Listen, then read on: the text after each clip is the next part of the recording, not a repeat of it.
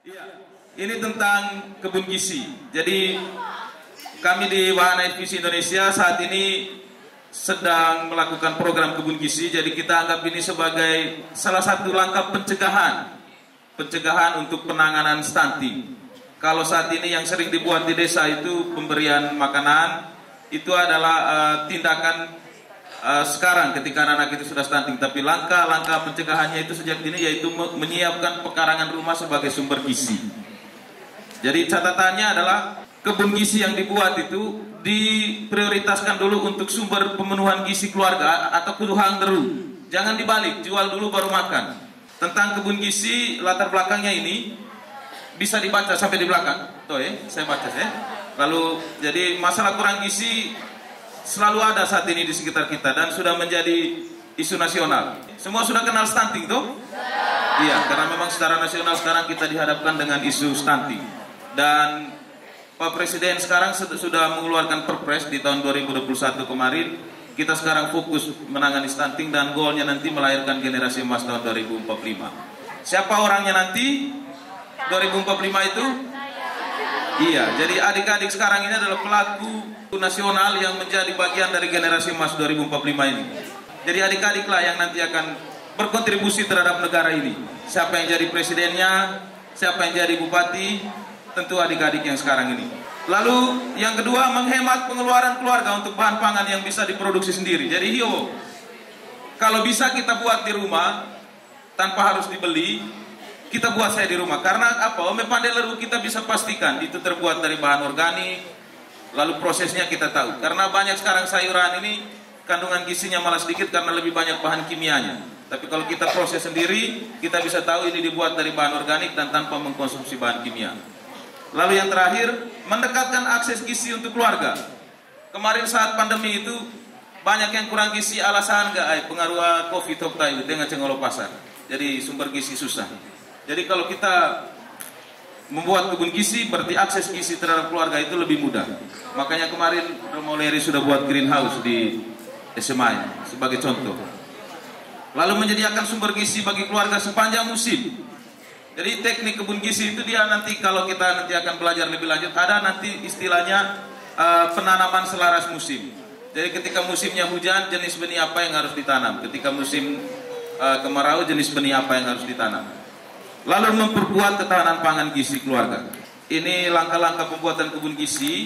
Sebenarnya langkahnya cukup panjang, tapi nanti kita belajar langsung karena kebetulan di sini sudah ada greenhouse.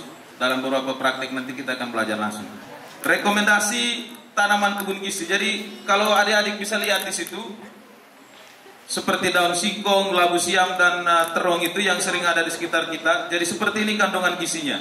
Jadi kalau daun singkong dia mengandung 50 kilokalori per satu piringnya. Lalu proteinnya 6,2 gram, vitamin A-nya 7052, lalu ada kandungan vitamin C, zat besi dan seng.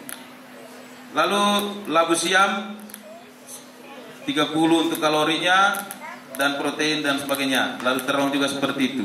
Jadi kalau tiga-tiganya dikombinasikan tinggal dihitung saja. Menu 4 bintang tadi Bukapu sudah sampaikan. Mungkin kita bisa praktekkan sama-sama. Masih ingat tadi apa-apa saja menu 4 bintang itu toh?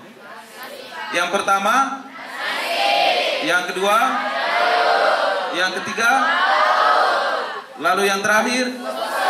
Ya, kita coba tarik satu persatu ke dalam keranjang makan ya, supaya jadi komplit nanti.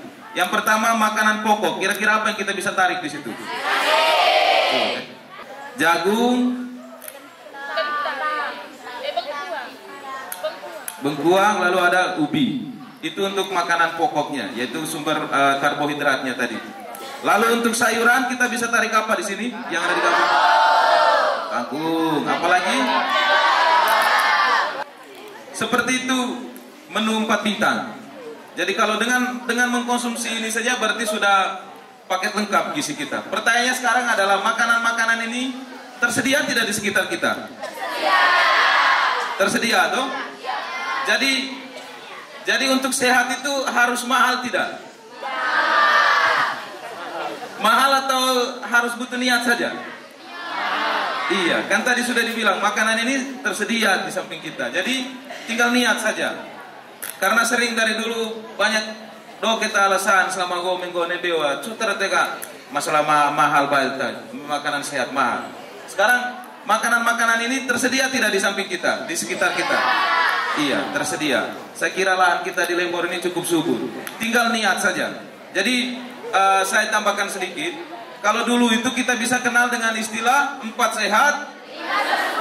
Ya. Lalu secara nasional sekarang itu tidak begitu dipakai lagi, tapi kita sekarang mengenal dengan menu 4 bintang. Karena kalau ngomong 4 sehat 5 sempurna, di situ ada susu. Jadi tombo susu gak ada tengok mahal begitu. Jadi susu itu kalau punya uang lebih boleh beli susu. Tapi kalau tidak punya juga ini saja sudah cukup. Sudah paket lengkap. Bisa nyanyi toh? Saya coba, mungkin suara saya tidak, karena akhir-akhir ini sering live TikTok, makanya saya coba nyanyi. Nanti kita nyanyi sama-sama. Makanan 4 bintang, rupa-rupa jenisnya. Ada makanan pokok, juga kacang-kacangan. Tak lupa buah hewani, makanan 4 bintang, lengkap dan penuh gizi. Ya, tepuk tangan untuk kita. Baik. Ya, untuk materi kedua ini teknik pengolahan lahan dan pekarangan rumah.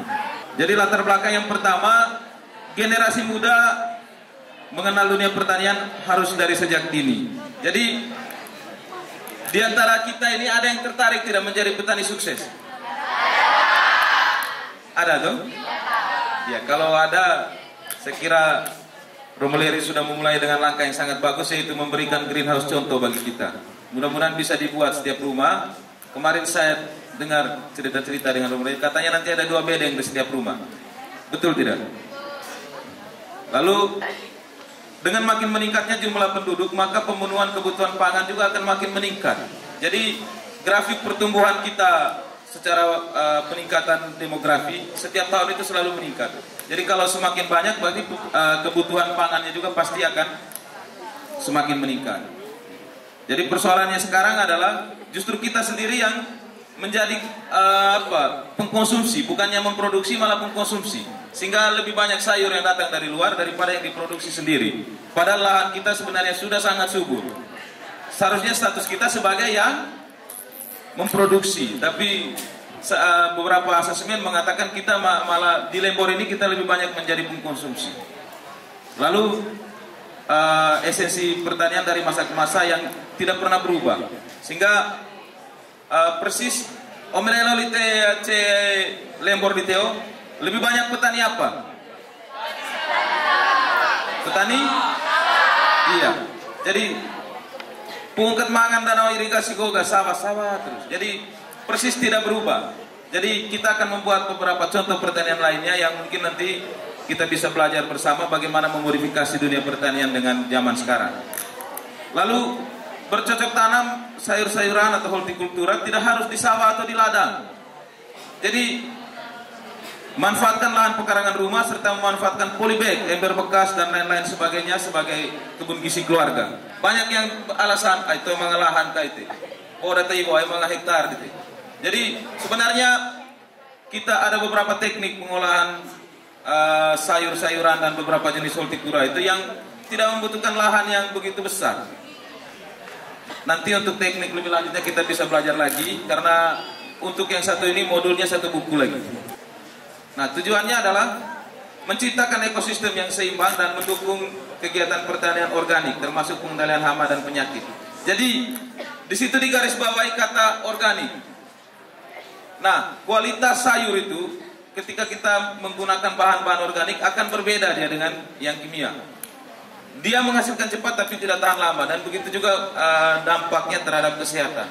Makanan-makanan yang dengan kandungan organik itu lebih mendukung kesehatan ketimbang kita mengkonsumsi yang diproduksi dengan bahan kimia. Lalu mengintensifikasi pemanfaatan lahan, peningkatan pendapatan dan kesejahteraan petani, dan menghasilkan kebun yang indah, menarik sesuai sumber inspirasi. Jadi inspirasi apa yang muncul, jadi kita misalnya tertarik dengan petani lombok, petani tomat, bisa kita olah masing-masing. Jadi kalau seperti itu tekniknya, kita tidak harus capek berkali-kali. Jadi setiap poli panen harus gembur kole, setiap poli panen di bedengan itu, di bagian bawahnya itu sudah diisi oleh semua bahan-bahan organik. Ada saung gama, lalu kotoran hewan, sehingga untuk tanam lagi nanti cukup dirapikan saja bedengnya, karena di bagian bawahnya sudah diisi dengan berbagai pupuk-pupuk organik. Sehingga tekniknya ini namanya teknik double leading. Sehingga tidak harus setiap kali panen itu kita harus isi lagi pupuknya. Untuk perawatan dan pemeliharaannya, penyiraman, penyiangan ini konkretnya bagaimana kira-kira? Penyiangan itu ada pencahayaan yang masuk, karena tumbuhan juga butuh cahaya. Lalu pemupukan dan pemberantasan hama dan penyakit. Ini di kebun gisinya Puspas, Ruteng. Kalau sudah mulai tumbuh, bisa dilakukan pemberian pupuk susulan. Pemberian pupuk susulan itu dengan tetap dengan menggunakan bahan organik. Jadi di usia, kalau usianya sudah seperti yang di situ, boleh kita kasih pupuk susulan.